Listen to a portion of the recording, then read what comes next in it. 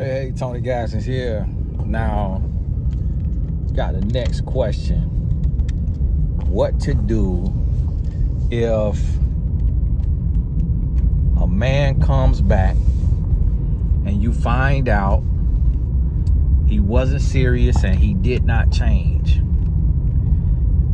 First, what you have to understand is that a man can change. Yes, a cheater can change, a liar can change.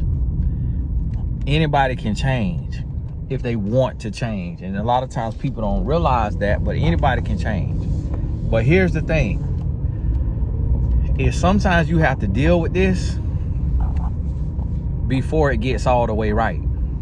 So sometimes a man will walk away or get pushed away and then come back, do everything right, get you comfortable, get you to drop your guards, and then he'll revert back to who he was, that ended, the person he was that ended the relationship to begin with.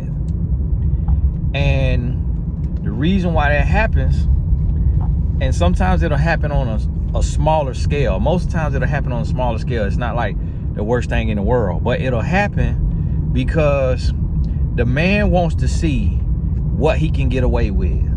He wants to see if you walking away and you letting the relationship end the time before was you, or if it was somebody put a battery in your back and you just was amped up, pumped up, and then that's why you did it. So that's the reason right there why this man will take and do that, because he wants to see.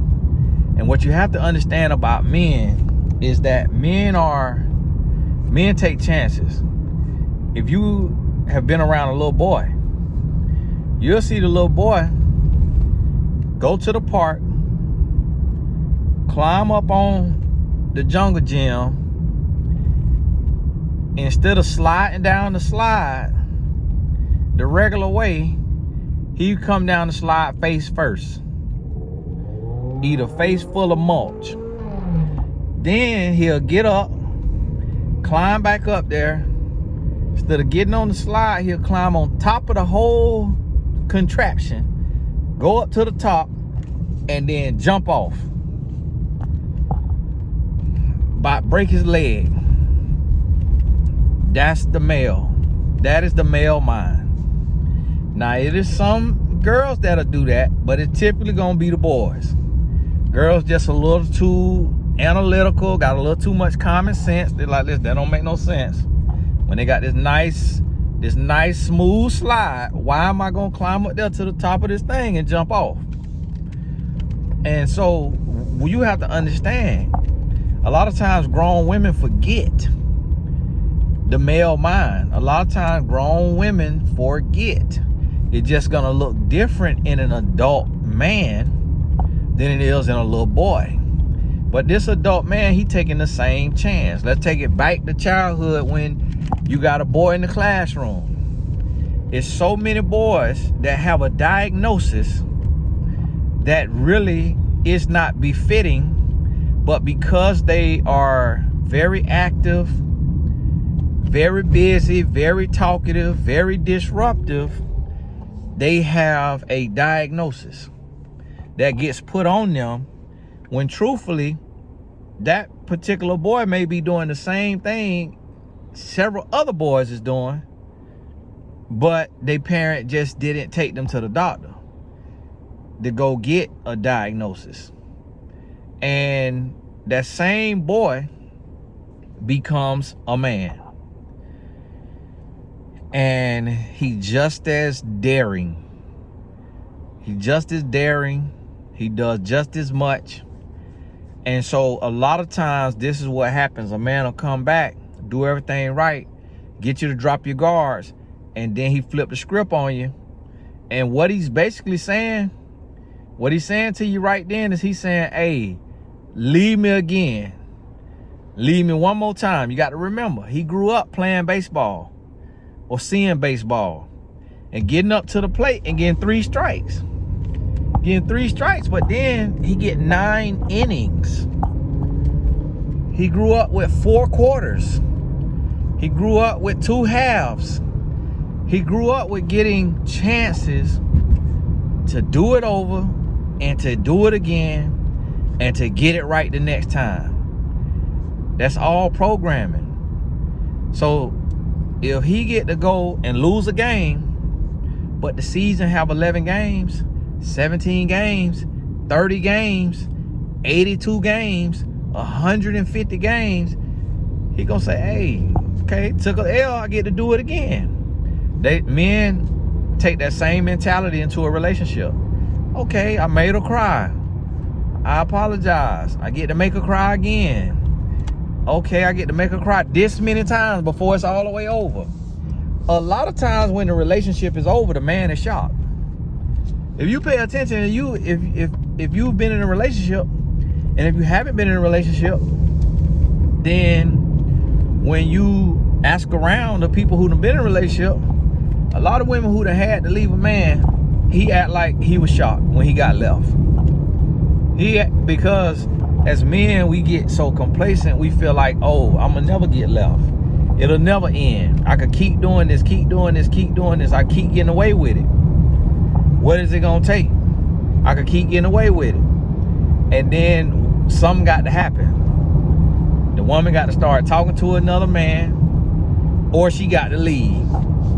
And at that point, that's when finally we realize, oh, what I've been doing ain't gonna fly.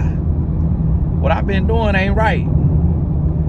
She about to make a move. And that's when we make a change. So I want you to understand that what you have to do is, the first thing you got to do is you got to analyze what he did. And then you got to put it on a scale of 1 to 10. So if he came back and let's say you caught him texting another woman. Texting another woman is not the equivalent of sleeping with another woman. So when you catch him texting that woman, and you know you got a family, you got kids together, you want to make this thing work, you don't just jump out on it right then. You sit back. And I'm giving y'all realistic stuff for a relationship, not all this stuff where people just say, oh, just leave, oh, just be done. That stuff not real. It's not real. You dealing with a heart, you dealing with emotions, you dealing soul ties, you dealing kids. It's not that easy.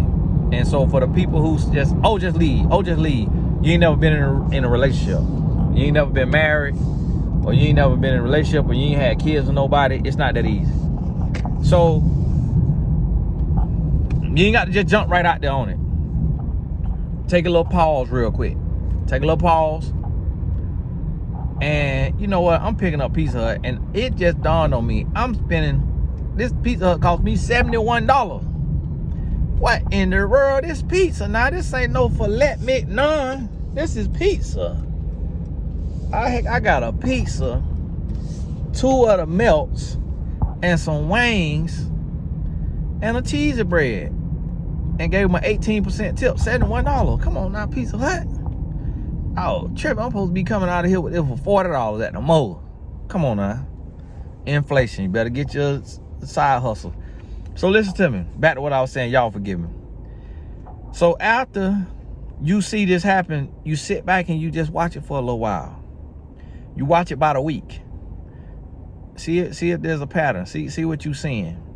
See what you're seeing. Then you analyze it, okay? So you watching it, you analyzing it, and you saying, okay, on a scale of 1 to 10, this a 5, this a 6, this a 7. You give it your number. And then the second thing you want to do is you want to address it. But you want to address it with a intentionality and an intensity. When I say intensity, I don't mean yelling and screaming and going off.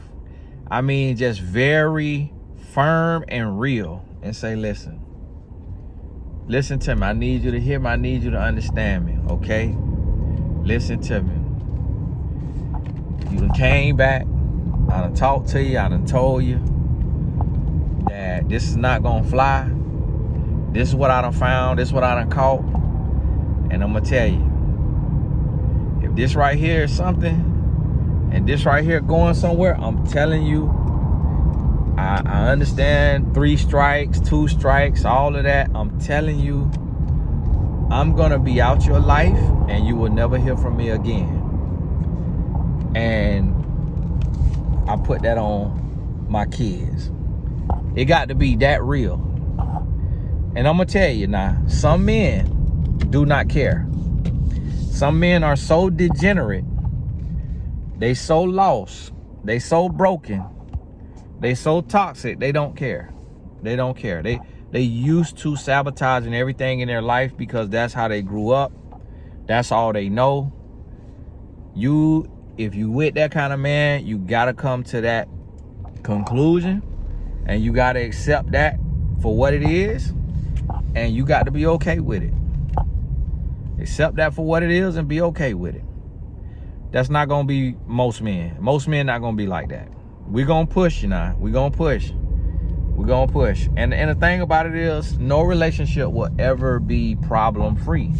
If your relationship is problem free, if there's no stress in your relationship, if there's no stress, no arguments, none of that, you are being cheated on. Point blank period. Now, when I say, I ain't talking about for a month, 2 months, 3 months. I'm talking about for a year, 2 years, 3 years. Your partner don't get on your nerves, you are being cheated on. You're being cheated on. Understand what I'm telling you. Because you're dealing with a human being. People say, no, Tony, that ain't true. What you got to understand, stress don't mean, when I say stress, I don't mean you pulling out your hair and you crying every night. I ain't talking about that. When I say stress, I mean y'all got to sit down and have discussions. You got to talk through some things. You got to have emotional intelligence. You got to be a bigger person. That's what I mean when I say some stress. It's going to be mood swings. It's days that I wake up in a bad mood. It's days my wife wake up in a bad mood. It's days that I've done nothing to my wife and she get in a bad mood. It's days she's done nothing to me and I'm in a bad mood. You're dealing with a human, not a robot. You can't program a human. You're dealing with a human. So understand that. So if everything peaches and cream and it's perfect, years and years on end, you being cheated on. You might want to not accuse them of cheating, but you might want to do a little digging. You might want, because that ain't even, if that's who you married, then your person will be Mother Teresa, Nelson Mandela, something of that level. That ain't normal. Humans gonna have highs and lows, ups and downs, good days, bad days. Understand that right there. And so you address this thing very intently. And then the third thing you want to do is you want to do check-ins. You want to inspect what you expect. Every 30 days, you checking in just to see how things going on. You checking the temperature just to see how things going. And if you find out that it's getting worse or it's remaining the same and this is unacceptable, the fourth thing you got to do is you got to create an exit strategy. If that means you sit down and plan how much money you need, what friend or family member you could go stay with, what apartment you need to find, what Airbnb you need to get for 30 days, what shelter you need to go to, you sit down and you create an exit strategy. And then the fifth thing you want to do, if things have not changed, if things have not gotten better, if all of that right there, the fifth thing you want to do is you want to leave. You want to escape when the person is gone. When they out of town, when they at work, you want to take on off and leave. And you lead them. You can lead them with a letter. You can lead them with a voicemail. Don't tell them where you're going. Don't tell them where you're at. You want to be gone. And the reason why you want to do that is because if you try to break up in person, it's liable to get physical or you liable to get talked out of your righteous mind. So, hey, this Tony Gaskin. God bless you. If you want to join us for the group coaching experience that we do every month, click the link in the description. We'll talk soon.